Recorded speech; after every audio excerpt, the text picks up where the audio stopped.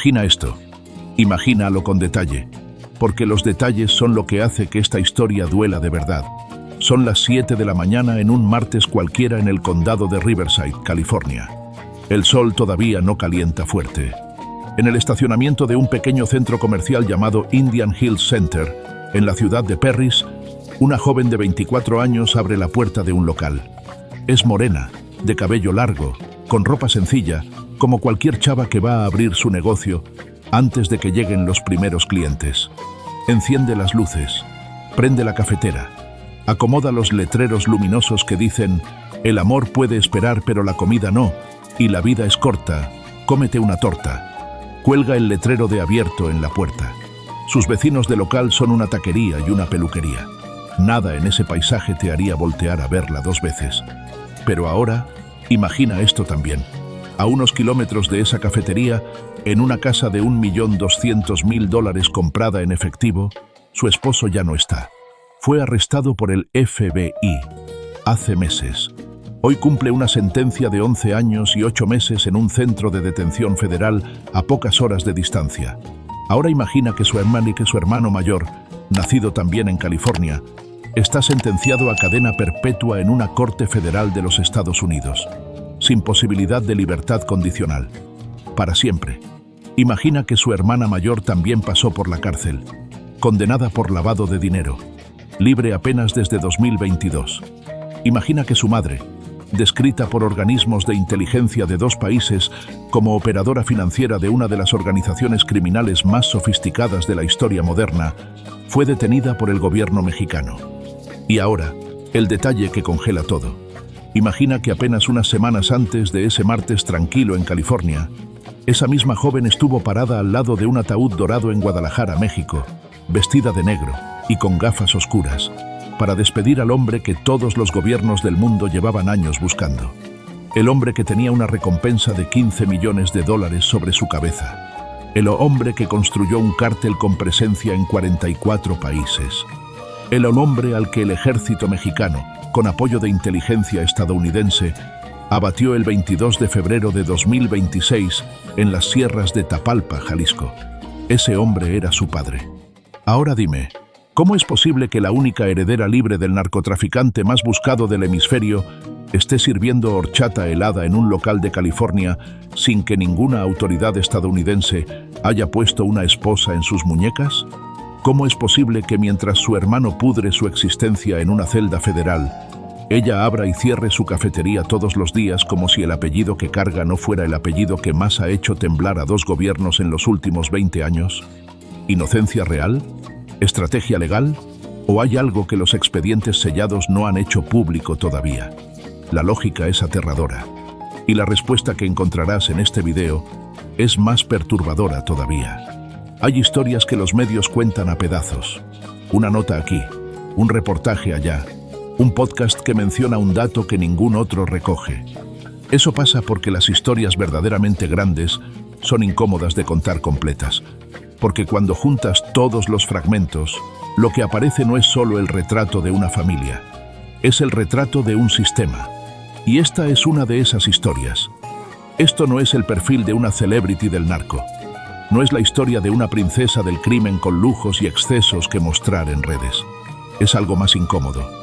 Es la historia de cómo el crimen organizado de más alto nivel en el mundo construye sus estructuras de relevo no con hombres de bota y pistola, sino con jóvenes de perfil bajo, negocios aparentemente legales y estrategias legales tan sofisticadas como las que usan los abogados más caros de Wall Street.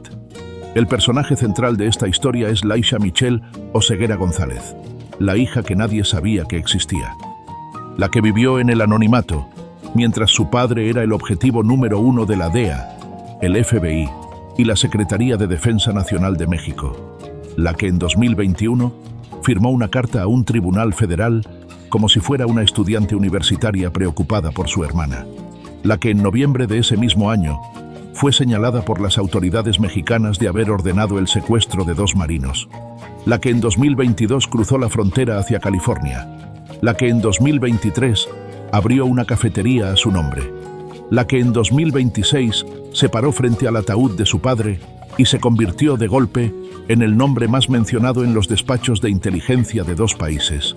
¿Quién es realmente Laisha Michelle?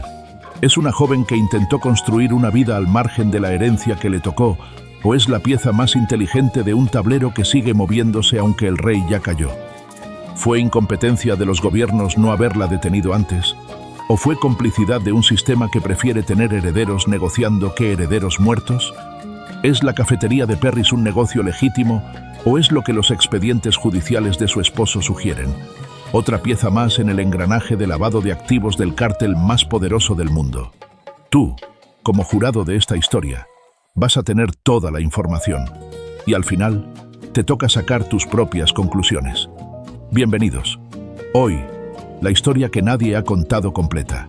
En los próximos minutos, vas a descubrir 7 revelaciones que los medios convencionales no han reunido en un solo relato. 1. Conocerás quién es realmente Laisha Michelle Oseguera González, la hija invisible del Mencho, la que nació en California. Creció en el anonimato y apareció en escena, el día que menos convenía hacerlo, en el funeral de su padre. 2. Desentrañaremos el origen de su familia, cómo el Mencho llegó desde Aguililla, Michoacán, hasta convertirse en el narcotraficante más temido del planeta, y qué papel jugaron los González Valencia, los Queenies, en construir ese imperio desde las sombras. 3. Revelaremos el episodio que la expuso por primera vez, el secuestro de 2 marinos en Zapopan, Jalisco, y cómo ese acto la transformó de estudiante universitaria en objetivo de inteligencia binacional. 4. Escucharás la historia de El Guacho, su esposo, el hombre que fingió su propia muerte para huir a California y que terminó siendo sentenciado a 11 años y 8 meses en una corte federal de los Estados Unidos. 5. Desclasificaremos la operación judicial que rodea la cafetería El Rincón de la Chulis y por qué ese local de California pasó de ser una nota curiosa en el New York Post a una pieza clave en investigaciones de lavado de activos del CJNG. 6. Conocerás el destino del resto de la familia. ¿Qué pasó con la hermana La Negra, con el hermano El Menchito, con la madre Rosalinda y por qué hoy Laisha es la última Oseguera en pie con relativa libertad? 7. Y revelaremos el dato más explosivo de esta historia. La teoría que periodistas especializados sostienen en medios de investigación sobre un posible pacto con la DEA que copiaría exactamente la estrategia de Emma Coronel. Quédate hasta el final, porque ese último punto explica por qué Laisha Michelle podría ser en los próximos años la cara más visible del legado del Mencho. No desde una celda, sino desde una pantalla. Antes de comenzar, necesito pedirte algo. Este canal existe porque la verdad incomoda, porque hay historias que el sistema prefiere que no se cuenten completas, y porque creemos que la información es poder. Si eres nuevo aquí, suscríbete ahora y activa la campana de notificaciones. No te vamos a mandar publicidad de cremas para el cabello. Te vamos a mandar los videos que te ponen a pensar. Y ahora cuéntanos, ¿desde qué ciudad o país nos estás viendo en este momento? Escríbelo ahora mismo en los comentarios. Queremos leer cada respuesta. No importa si estás en Guadalajara, en Los Ángeles, en Ciudad de México, en Tijuana o en cualquier rincón de América Latina. Queremos saber desde dónde nos sigues. Para entender a Laisha, tienes que entender primero de dónde viene el apellido que carga. Y para entender ese apellido, tienes que ir hasta un lugar que la mayoría de los mapas muestran, pero que muy poca gente conoce de verdad. Aguililla, Michoacán. Un municipio de apenas 25.000 personas, enclavado en la Sierra Michoacana, a más de 2 horas de la capital del estado, por caminos que en temporada de lluvias pueden volverse intransitables. Un lugar donde la tierra roja es fértil para el aguacate pero pobre en empleos formales, donde la presencia del Estado mexicano ha sido históricamente débil o ausente, y donde varias de las familias más influyentes del crimen organizado mexicano tienen sus raíces. No es coincidencia, es geografía política. La Sierra Michoacana lleva décadas siendo el terreno donde el Estado no llega pero el dinero del narco sí, donde las calles no tienen alumbrado público pero los capos sí tienen avionetas, donde las escuelas públicas están en ruinas pero las camionetas blindadas circulan sin que nadie las detenga. Ese es el contexto que hizo posibles a los Oseguera Cervantes y a los González Valencia. No los justifica, los explica. 2 apellidos que nacieron en ese municipio serrano. Dos familias que en algún momento del siglo pasado emigraron en diferentes oleadas hacia California, como millones de michoacanos buscando lo que México no les daba, y que cuando volvieron a cruzar el camino, construyeron juntos el proyecto criminal más ambicioso que América Latina ha visto en décadas. El origen del Mencho, de agente policial a enemigo público número 1, Nemesio Rubén Oseguera Cervantes no nació siendo el Mencho. Nació siendo un muchacho de Aguililla que, en los años 80, emigró a California como lo hacían miles de jóvenes michoacanos. Los registros de autoridades estadounidenses documentan su presencia en San Francisco y en condados aledaños durante esa época. Ahí adoptó el nombre Nemesio, que curiosamente no aparece en sus documentos originales mexicanos. Un nombre nuevo para una vida nueva en un país nuevo. La ironía de lo que vino después es brutal, porque ese mismo joven que cruzó la frontera buscando oportunidades regresó a México y, según registros públicos, se incorporó a las filas policiales. Trabajó como agente en los municipios de Cabo Corrientes y Tomatlán, en el estado de Jalisco. Ese detalle es uno de los más perturbadores de toda su trayectoria, y los datos sugieren que no fue accidental. El hombre que años después ordenaría emboscadas contra policías federales y estatales, que construiría un ejército capaz de enfrentarse al ejército mexicano en campo abierto, conocía los protocolos de seguridad del Estado desde adentro.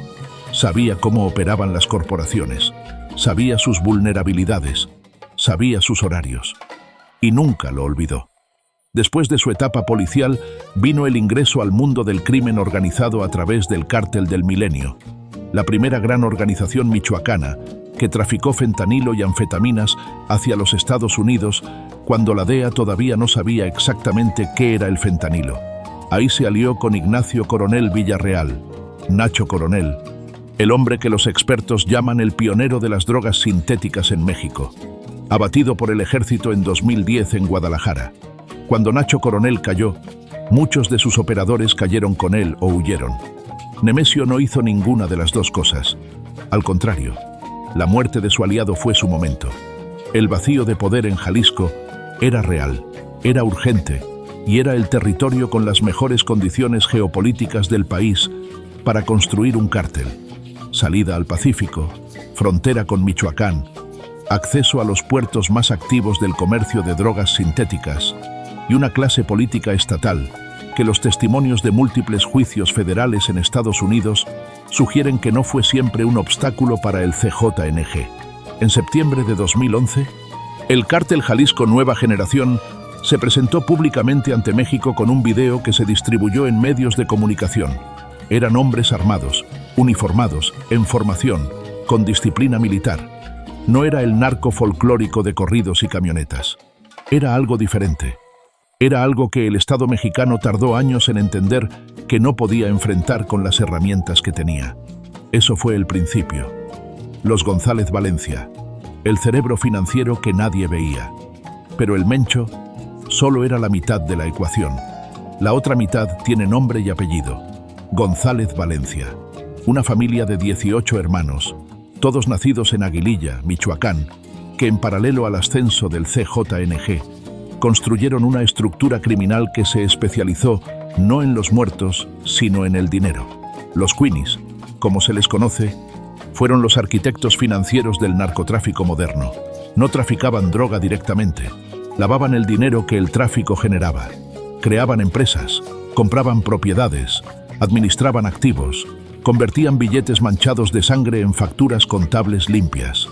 Su sofisticación operativa fue tal que la Oficina para el Control de Activos Extranjeros del Departamento del Tesoro de los Estados Unidos, conocida como OFAC, los designó como una de las redes de lavado de dinero más peligrosas del hemisferio occidental. Y entre todos los González Valencia, la más relevante para esta historia es Rosalinda González Valencia, conocida como la Jefa, heredera del poder financiero de su familia, operadora central de la maquinaria económica del CJNG y esposa, hasta aproximadamente 2008 según los registros legales, de Nemesio Oseguera Cervantes, el Mencho. Cuando el Mencho y la Jefa se unieron, no fue solo un matrimonio, fue una fusión empresarial del crimen.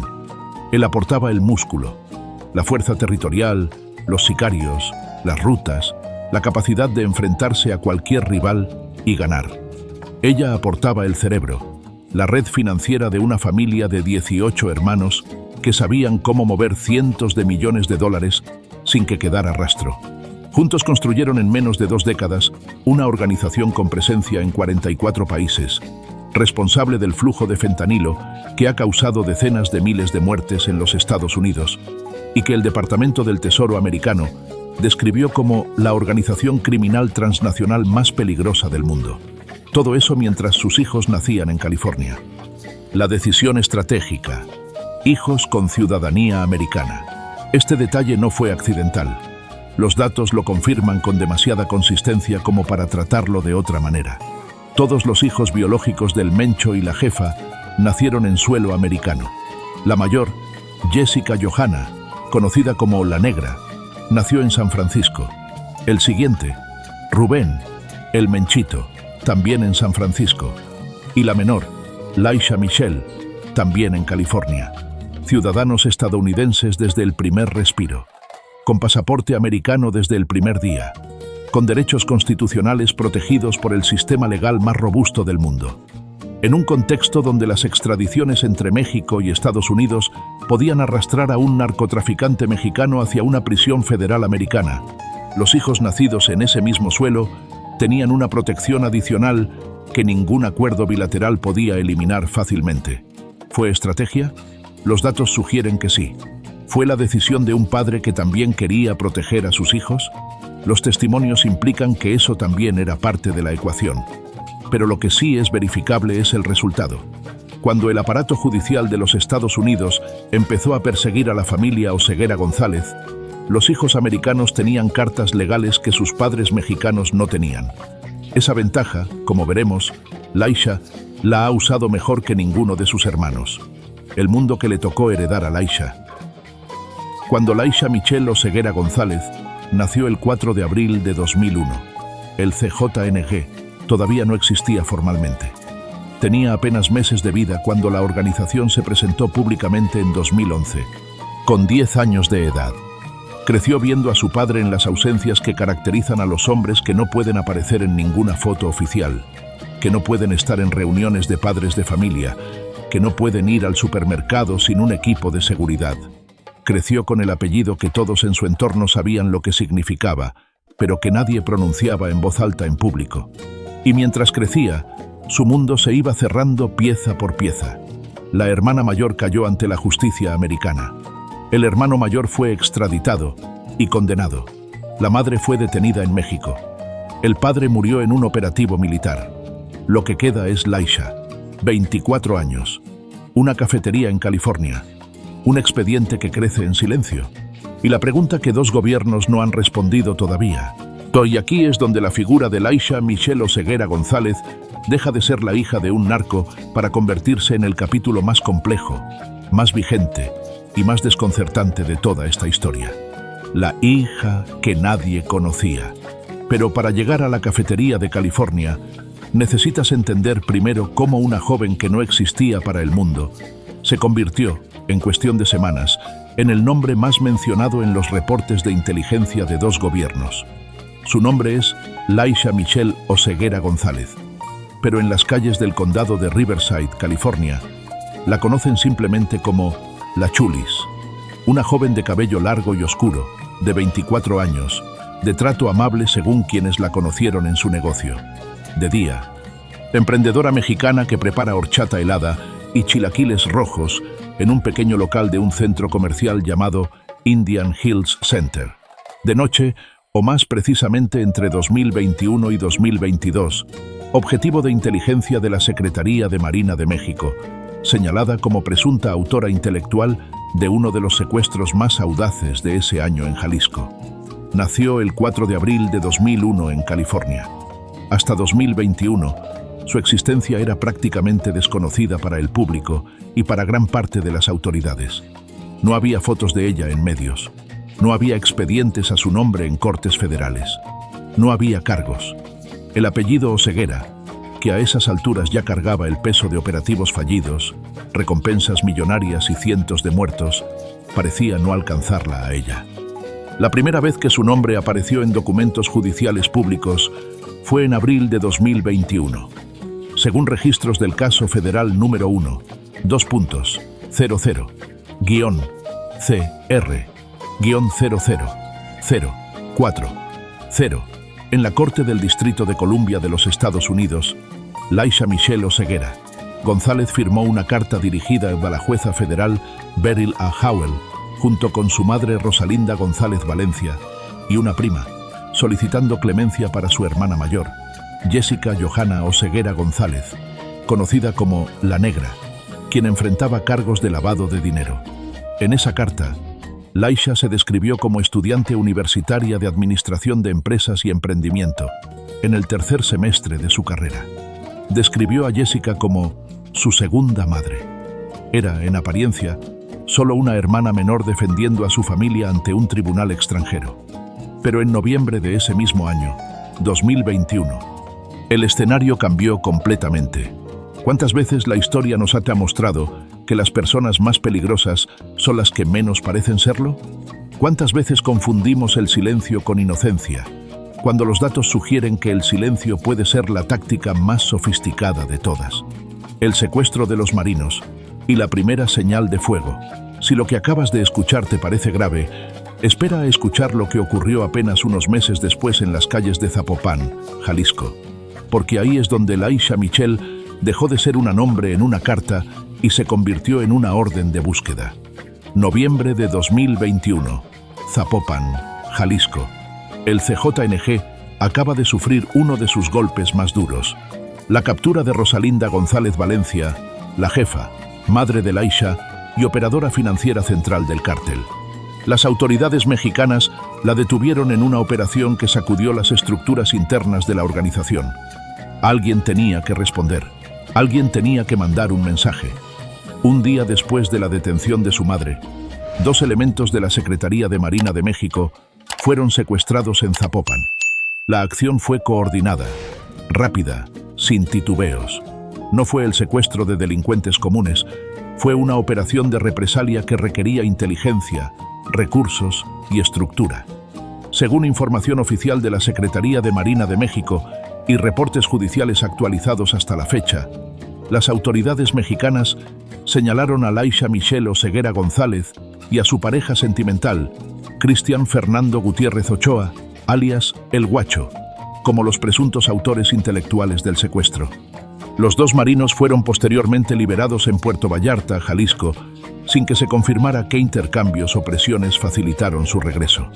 Lo que sí quedó documentado en expedientes judiciales de Jalisco es que el juez federal Julio Veredín Sena Velázquez otorgó a Laisha Michelle, el 21 de noviembre de 2021, una suspensión provisional que impedía su detención por delitos que no ameritaran prisión preventiva, mientras realizaba investigaciones de derechos.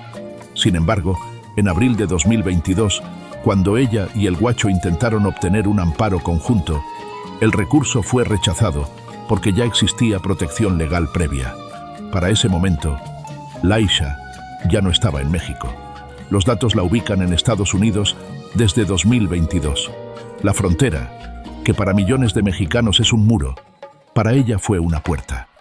Si en México hubiera un sistema judicial que funcionara sin que el apellido o el dinero cambiaran el resultado de un proceso, ¿estaríamos contando esta historia de la misma manera? ¿O es el sistema el que hace posible que alguien ordenara el secuestro de 2 servidores públicos y cruzara la frontera con todo y libertad? Espera. Para el video un segundo, porque lo que viene es lo que más impacta de toda esta historia. Ya sabemos que esta joven de 24 años es señalada de ordenar el secuestro de 2 marinos en Jalisco. Pero lo que todavía no te hemos contado es cómo terminó casada con un hombre que fingió su propia muerte para huir a California, cómo ese hombre fue sentenciado a 11 años y 8 meses de prisión a solo kilómetros de su cafetería. Y por qué los periodistas de investigación más respetados de México comparan su situación legal con la de Emma Coronel, la esposa del Chapo Guzmán.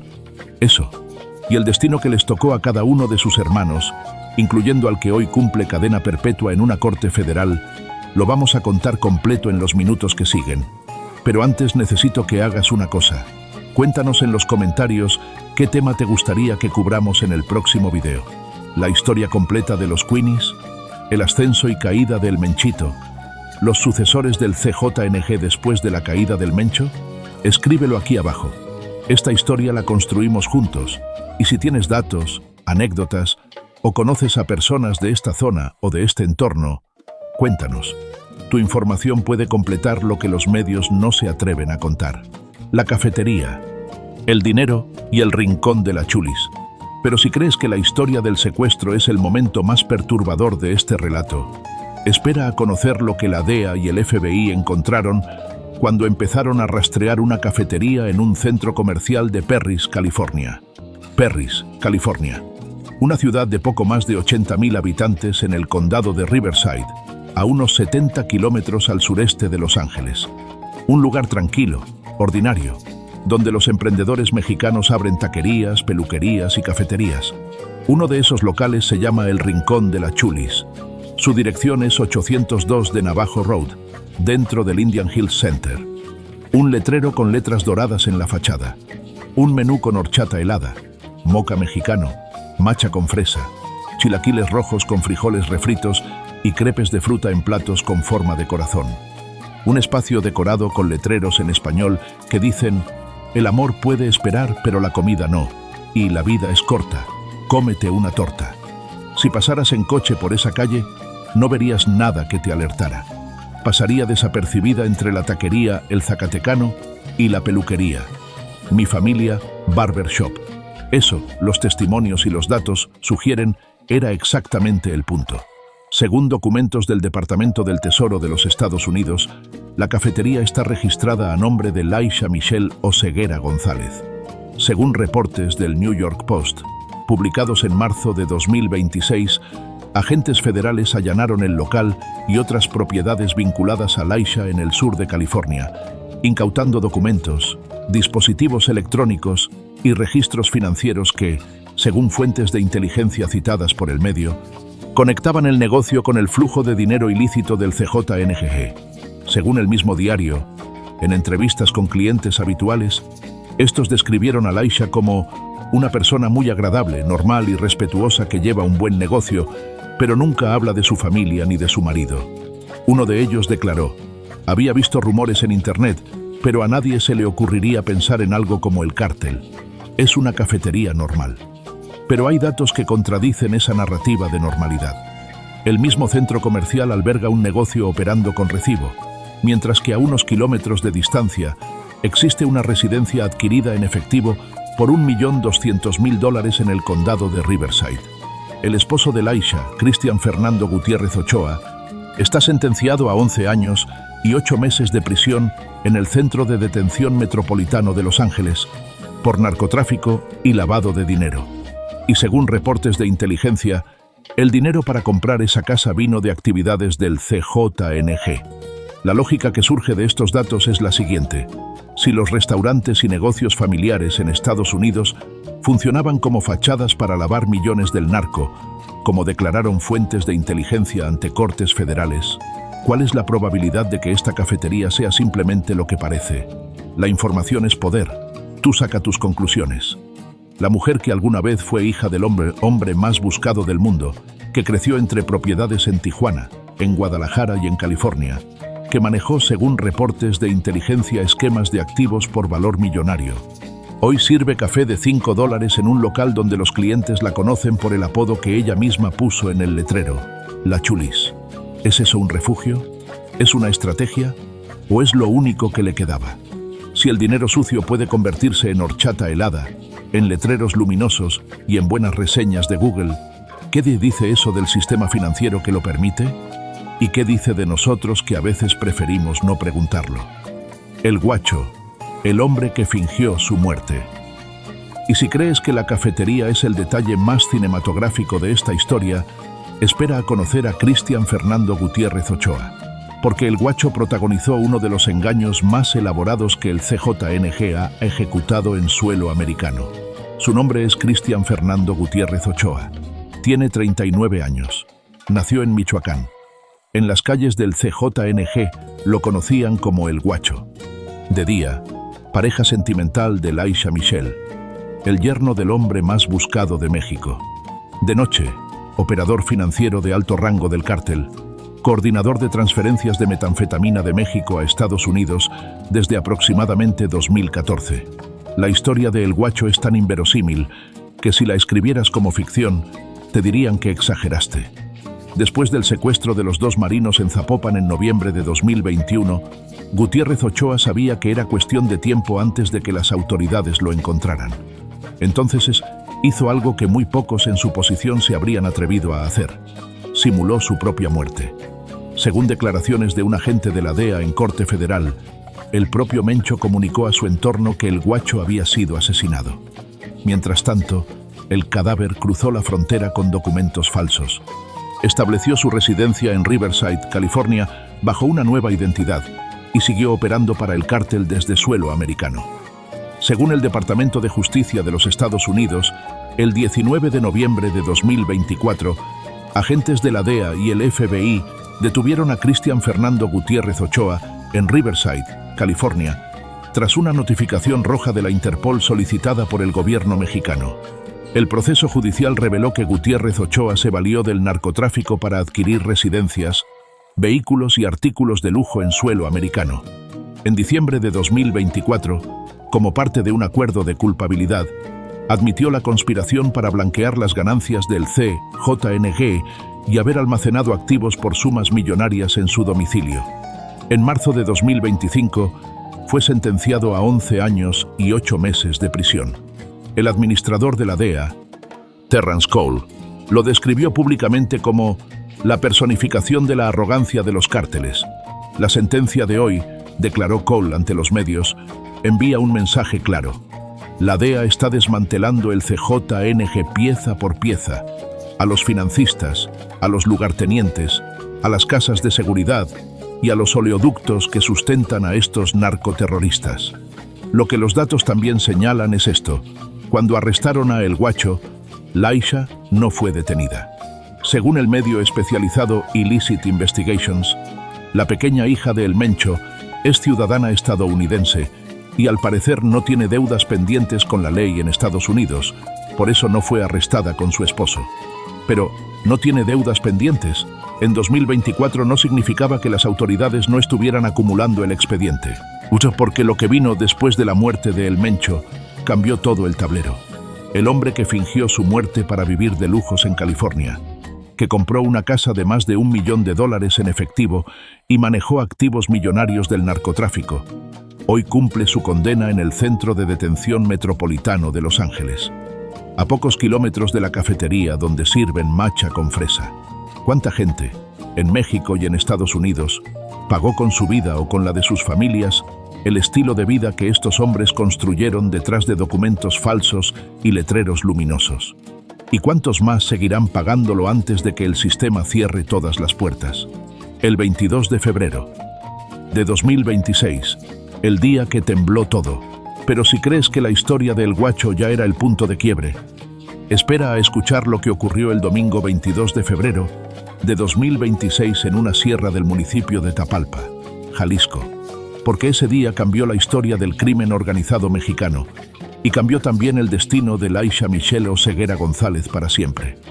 Las Sierras de Jalisco, un complejo rural en las afueras del municipio de Tapalpa, zona montañosa que el CJNG había convertido en uno de sus bastiones más protegidos.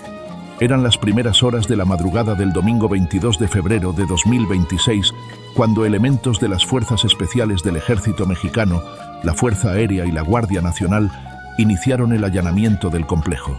Lo que desencadenó el operativo fue el rastreo de los movimientos de un colaborador cercano a la pareja del Mencho.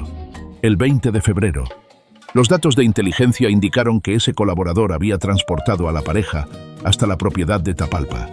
El 21 de febrero, se confirmó que el Mencho había permanecido en el lugar con un equipo de seguridad. Las autoridades mexicanas comenzaron a planificar el operativo esa misma noche. Lo que ocurrió al amanecer del 22 fue un terremoto político que se sintió en dos países. Según el comunicado oficial de la Secretaría de la Defensa Nacional, el operativo contó con información de inteligencia proporcionada por autoridades de los Estados Unidos. El secretario de Defensa, Ricardo Trevilla Trejo, confirmó en la conferencia presidencial del 23 de febrero de 2026 que el objetivo inicial era la detención, no el abatimiento, pero que el Mencho y sus escoltas abrieron fuego y se negaron a rendirse. Herido durante el enfrentamiento en el bosque aledaño al complejo, Oseguera Cervantes recibió primeros auxilios del personal de sanidad del ejército, fue trasladado en helicóptero y falleció. El resultado del operativo fue devastador para ambos bandos. 4 integrantes del CJNG muertos en el sitio, 3 militares fallecidos durante la intervención, 25 guardias nacionales abatidos durante los narcobloqueos que siguieron al operativo en carreteras de Jalisco y otros estados. Según las cifras confirmadas por la Secretaría de Defensa en conferencia del 27 de febrero de 2026, el saldo total fue de 28 militares muertos en el contexto de la operación y sus consecuencias. 5 o 6 estados del país vivieron horas de narcobloqueos, quema de vehículos y ataques coordinados del CJNG en respuesta. El gobernador de Jalisco, Pablo Lemus Navarro, activó código rojo en el estado. El hombre que alguna vez controlaba el cártel con presencia en 44 países y ofrecía $15 millones en recompensa a quien lo entregara, fue sepultado el 2 de marzo de 2026 en el Panteón Recinto de la Paz en Zapopan, en un féretro dorado, con una banda de música y decenas de personas vestidas de negro que le acompañaron al último destino.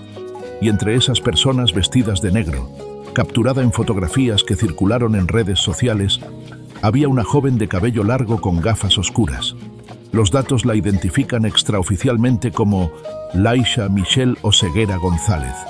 Según fuentes periodísticas, fue ella quien reclamó personalmente los restos de su padre ante las autoridades.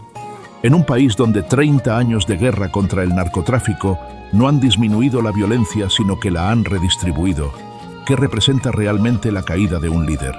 ¿Un triunfo del Estado? ¿O simplemente el inicio del siguiente capítulo de una historia que el sistema no sabe cómo terminar?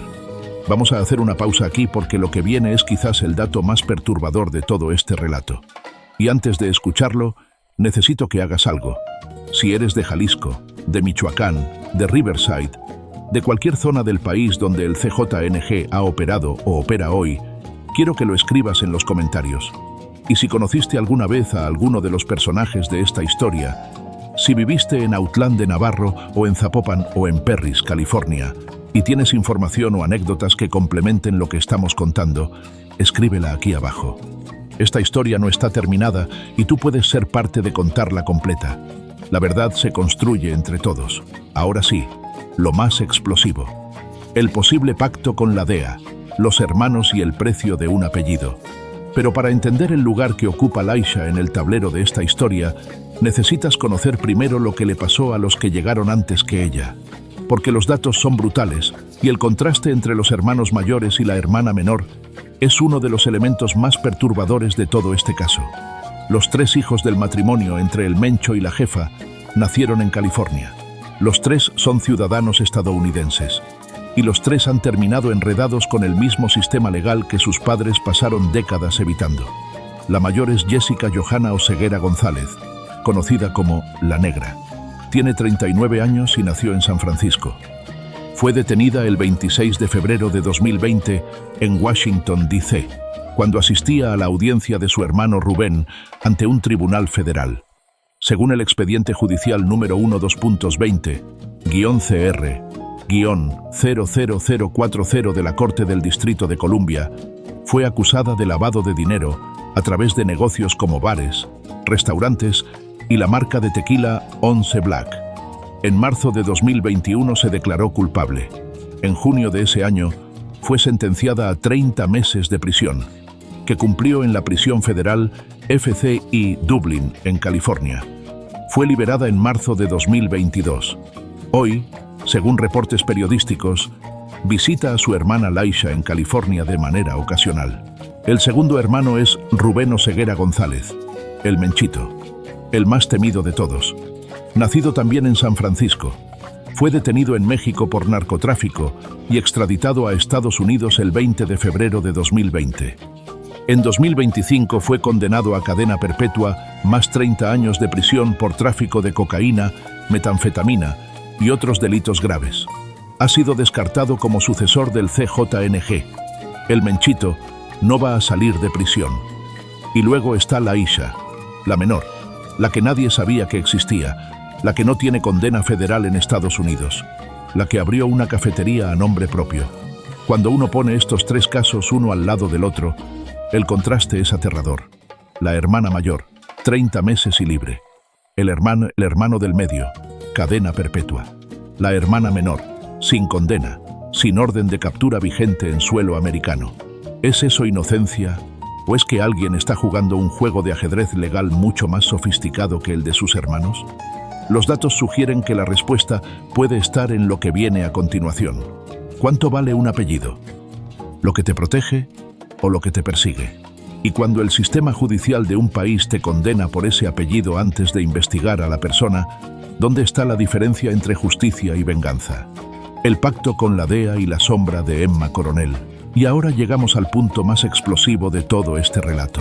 El dato que periodistas de investigación han puesto sobre la mesa y que explica por qué Laisha Michelle Oseguera González podría terminar siendo el personaje más fascinante y más desconcertante que haya producido el CJNG. Después del funeral del Mencho, después de que las cámaras la captaron vestida de negro en Guadalajara, después de que las transferencias de fondos dentro de la familia Oseguera alertaron a las agencias de inteligencia sobre intentos de reorganizar el imperio criminal, el nombre de Laisha volvió a los titulares.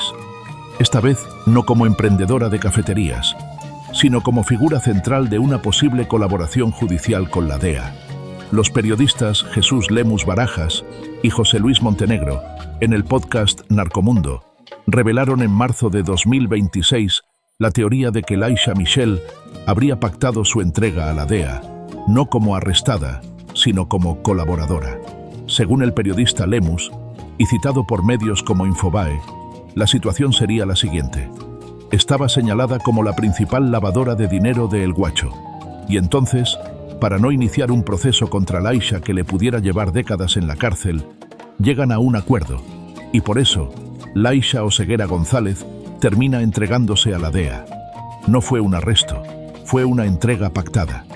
El escritor José Luis Montenegro, autor de Los Chapitos, radiografía criminal de los herederos del cártel de Sinaloa, fue incluso más preciso en su análisis. A mí me recuerda mucho al caso de Emma Coronel Aispuro. Es exactamente la misma fórmula que se empleó. Ella negoció en la Corte del Distrito de Virginia y se entregó, obteniendo una pena reducida por colaboración con las autoridades. Hoy vemos a Emma Coronel produciendo series, en desfiles de moda, en entrevistas con cadenas internacionales, lo que muy probablemente en el futuro veamos con esta niña de 24 años, la Chulis. El propio Montenegro agregó un detalle que electrifica cualquier análisis. Productores de HB o se le acercaron días antes de que pactara con la autoridad. Le ofrecían $10 millones para hacer la serie del Mencho.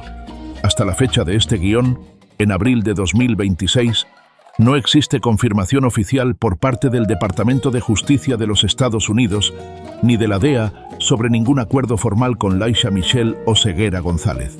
Sin embargo, los datos disponibles construyen un patrón que los testimonios implican con claridad. Primero, su esposo fue detenido en noviembre de 2024 y ella no fue tocada. Segundo, apareció públicamente en el funeral de su padre en México sin ser detenida por autoridades mexicanas, pese a tener órdenes de captura en ese país. Tercero, regresó a California después del funeral. Cuarto, la cafetería sigue operando. Quinto, no hay cargos federales públicos en su contra en suelo americano. ¿Es eso inocencia probada? ¿O es el silencio que antecede a un acuerdo? Los datos no permiten afirmar ninguna de las dos cosas con certeza. Pero la lógica indica que cuando el FBI y la DEA pueden pero no actúan, generalmente hay una razón. El hombre que alguna vez ofreció $5 millones por información que condujera a su captura, que sembró terror en medio país, que construyó un imperio con sangre de policías y militares, hoy está enterrado en el Panteón Recinto de la Paz en Zapopan. Y su hija menor, a quien nadie supo por años que existía, podría terminar contando la historia completa ante un tribunal federal de los Estados Unidos o ante las cámaras de HBO antes de que termine esta década. ¿Es eso justicia? ¿O es el sistema usando a los hijos para lo que no pudo conseguir con los padres? Y si ese acuerdo existe, ¿cuánto vale la información que Laisha podría tener sobre el CJNG, sobre los Queenies, sobre los sucesores, sobre las rutas del fentanilo? ¿Cuántas vidas podría salvar? ¿O cuántas más podría costar? Los Queenies, la madre y el dinero detrás del trono. Pero si crees que la historia de Laisha existe en el vacío, si crees que su situación actual es solo el resultado de las decisiones personales de una joven de 24 años, espera a conocer a la mujer que, según múltiples expedientes judiciales y reportes de inteligencia, puede ser el poder real detrás de todo. Su nombre es Rosalinda González Valencia, apodada La Jefa, esposa del Mencho hasta aproximadamente 2008 según registros, aunque la separación legal no significó separación operativa.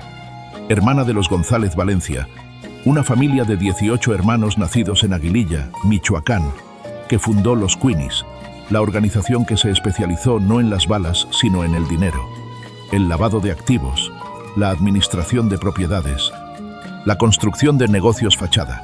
Si el CJNG fue la fuerza, los Queenies fueron el cerebro financiero. Y Rosalinda era el puente entre ambas estructuras.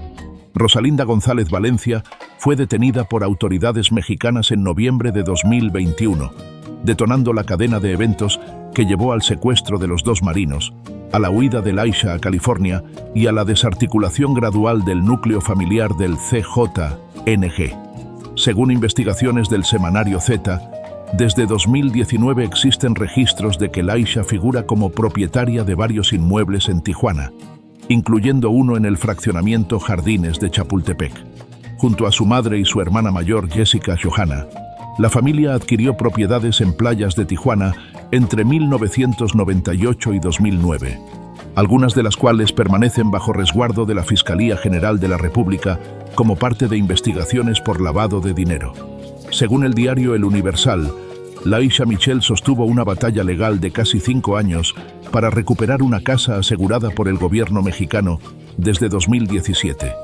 En 2024, un juez de Baja California falló a su favor y liberó la residencia. Esos son propiedades aseguradas desde que Laisha tenía menos de 16 años. Lo que los datos implican es que su nombre fue inscrito en esos activos mucho antes de que ella tuviera edad legal para decidir si quería o no ser parte de ese sistema. Según reportes de inteligencia citados por Infobae, para el aparato de inteligencia de los Estados Unidos, los González Valencia son el poder detrás del trono en el CJNG. La caída del Mencho no extinguió ese poder, solo cambió quién lo ejerce. ¿Puede alguien nacer dentro de una estructura como esa y salir de ella sin dejar rastro? ¿O el sistema te marca antes de que puedas elegir? Y si la respuesta es que no puedes elegir, ¿dónde empieza la responsabilidad penal y dónde termina la responsabilidad del sistema que construyó ese mundo? La sucesión del CJNG y el futuro del tablero. Y si todo lo que hemos contado hasta aquí te parece complejo, espera a escuchar lo que los expertos en seguridad y los reportes de inteligencia dicen sobre lo que viene ahora. Porque la muerte del Mencho no fue el fin del CJNG. Fue el inicio de una guerra de sucesión que ya está en marcha. El CJNG nunca fue un cártel tradicional. No operó como la mafia italiana donde el trono se hereda por sangre. Fue, desde su origen, un modelo descentralizado. Un consorcio de franquicias criminales que disputaban el liderazgo en función de las ganancias que compartían. Eso significa que la muerte del Mencho no deja un sucesor obvio, deja una guerra.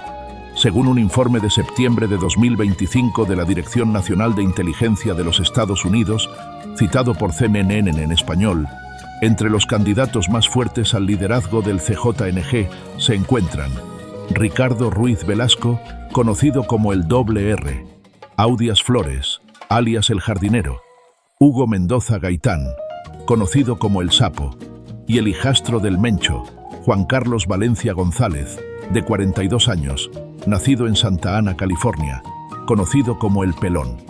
También aparece en ese informe el yerno Julio Alberto Castillo Rodríguez, El Chorro, Ninguno de ellos es Laisha. Ninguno de ellos lleva el apellido Oseguera. Pero la pregunta que los analistas de seguridad se hacen hoy es esta. ¿Qué sabe Laisha Michelle sobre esa estructura de sucesión? ¿Qué información tiene sobre las finanzas, las rutas, los negocios fachada, los contactos internacionales de una organización con presencia en 44 países? Si pactó con la DEA, como los datos sugieren, esa información podría ser el activo más valioso que la agencia antidrogas haya adquirido en años. Y los productores de HBO que, según el periodista Montenegro, le ofrecieron $10 millones para contar la historia de su padre, también lo saben.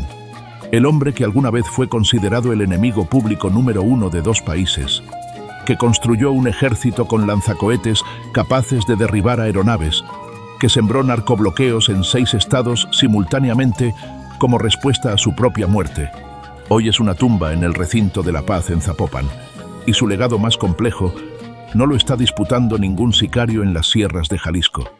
Lo está negociando, según los datos más recientes, una joven de 24 años en una cafetería de California. Si el sistema de justicia de los Estados Unidos puede convertir a la hija del narcotraficante más poderoso del hemisferio en una testigo o colaboradora, ¿eso es una victoria para la justicia o es el sistema reconociendo que la única forma de desmantelar estos imperios es cooptando a sus herederos? ¿Y cuál es el precio que paga la sociedad mexicana por ese tipo de acuerdos? Lo que dejó el funeral y lo que viene. Y si crees que el capítulo del funeral fue solo un acto de duelo. La lógica indica que fue también el momento en que se activaron los mecanismos de inteligencia que hoy rodean a Laisha Michelle Oseguera González. El 1 de marzo de 2026, en la colonia San Andrés de Guadalajara, el cuerpo de Nemesio Oseguera Cervantes fue velado en una ceremonia discreta pero imposible de ocultar completamente. Llegaron arreglos florales. Se retiraron las cintas con los nombres de los remitentes para no delatar la presencia de aliados y socios.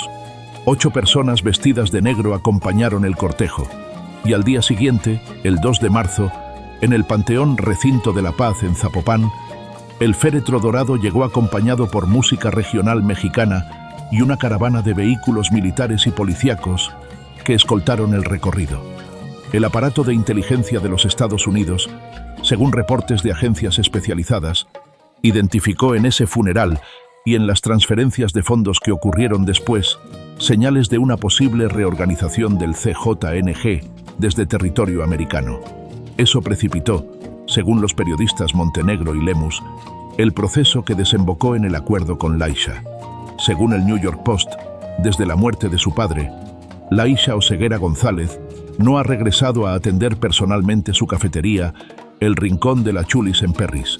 Sus empleados, según reportaron clientes habituales del local al medio, continúan operando el negocio, pero ella no aparece. Un cliente habitual del café declaró al Post: desde que murió su papá no ha venido. Antes, siempre estaba aquí. El paradero exacto de Laisha Michelle Oseguera González, a la fecha de este guión, en abril de 2026, no ha sido confirmado públicamente por ninguna autoridad estadounidense. No hay comunicados de arresto, no hay cargos federales públicos, pero tampoco hay declaraciones de que esté libre de toda investigación. Lo que sí hay son fuentes de inteligencia que la ubican como una posible sucesora del imperio criminal del CJNG, órdenes de captura vigentes en México por el secuestro de los 2 marinos, y el acuerdo que, si los datos son correctos, pudo haberle dado lo que sus hermanos no tuvieron: tiempo y espacio para negociar. ¿Es justo que el sistema le ofrezca a un heredero del crimen organizado la posibilidad de negociar lo que no le ofrece a las víctimas de ese mismo crimen? ¿Dónde está la línea entre la justicia estratégica y la impunidad disfrazada de cooperación? Hemos recorrido juntos 10 capítulos de una historia que empezó en los cerros de Aguililla, Michoacán, donde 2 familias sin nada construyeron el imperio criminal más poderoso del hemisferio occidental. Una historia que cruzó fronteras, que se instaló en California con documentos falsos y cafeterías con letreros luminosos, que regresó a las sierras de Jalisco en el operativo más importante contra el narcotráfico mexicano en décadas, y que hoy vive suspendida entre los expedientes sellados de la DEA y el silencio de una joven de 24 años, cuyo paradero nadie confirma oficialmente. Hemos conocido a Laisha Michelle Oseguera González, la hija que nadie conocía, la que no existía en los titulares, la que no aparecía en los expedientes, la que estudiaba administración de empresas mientras su hermano era extraditado y su madre era detenida. La heredera invisible que apareció frente a las cámaras el único día que hubiera sido mejor no aparecer, el funeral de su padre. Hemos desentrañado el origen del Mencho, no como mito, sino como proceso. El agente policial de Cabo Corrientes que aprendió las vulnerabilidades del sistema desde adentro. El inmigrante en San Francisco que adoptó un nuevo nombre. El hombre que aprovechó la muerte de Nacho Coronel para construir, en menos de 15 años, una organización con presencia en 44 países y rutas de fentanilo que llegaban a las 50 ciudades de los Estados Unidos. Hemos revelado el episodio que cambió todo.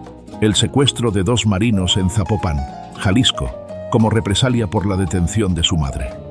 Una operación que convirtió a Laisha de estudiante universitaria en objetivo de inteligencia binacional y que la obligó a cruzar la frontera con el apellido más pesado del continente.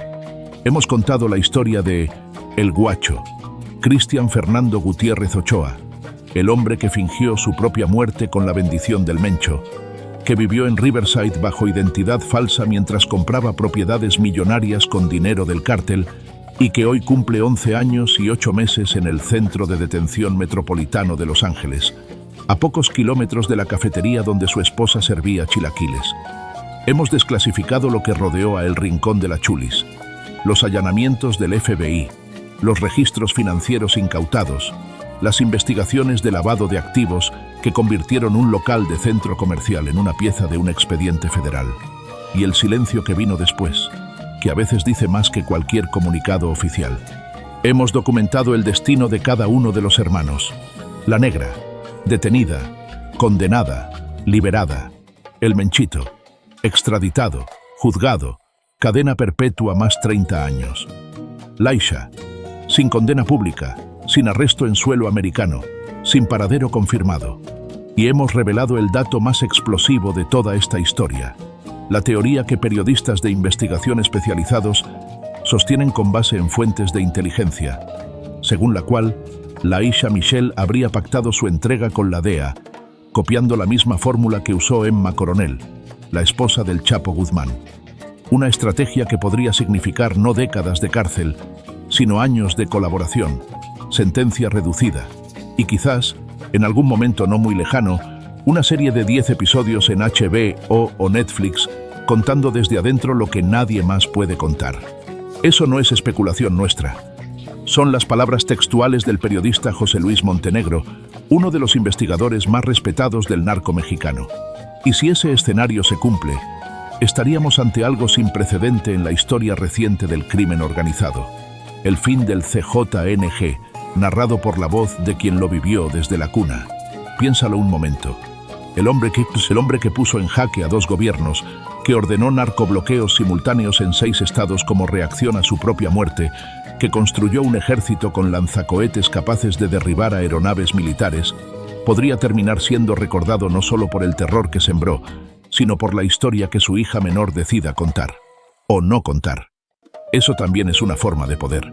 Hay algo profundamente perturbador en ese final posible, porque si se cumple, significa que el sistema no derrotó al CJNG. Significa que el CJNG negoció las condiciones de su propio desmantelamiento. Y eso, como jurado de la historia, te toca procesarlo tú. Ahora te toca a ti.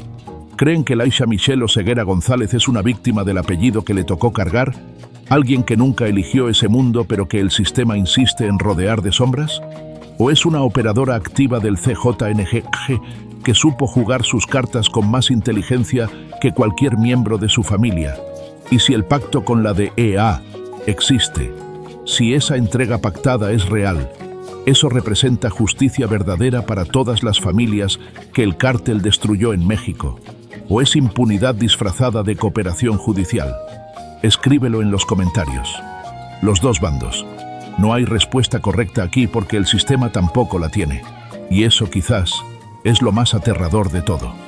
La verdad solo es útil si se difunde. Comparte este video con alguien que necesite entender esta historia en toda su complejidad.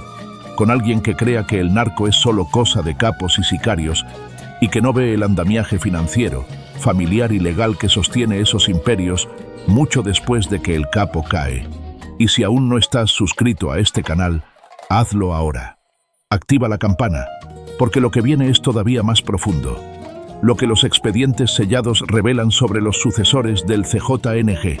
Lo que los González Valencia están moviendo desde las sombras ahora que el Mencho ya no está. Lo que pasó con los millones que el FBI incautó en los allanamientos de California. Y lo que nadie ha podido confirmar todavía sobre el paradero de Laisha Michelle después del funeral. Todo eso, con fechas, nombres, expedientes y las preguntas que el sistema prefiere que no te hagas, lo contamos aquí. Porque esta historia no terminó el 22 de febrero de 2026 en las sierras de Tapalpa. Apenas acaba de entrar en su capítulo más oscuro. Aquí seguimos. El tablero sigue en movimiento. Y nosotros no nos movemos de aquí.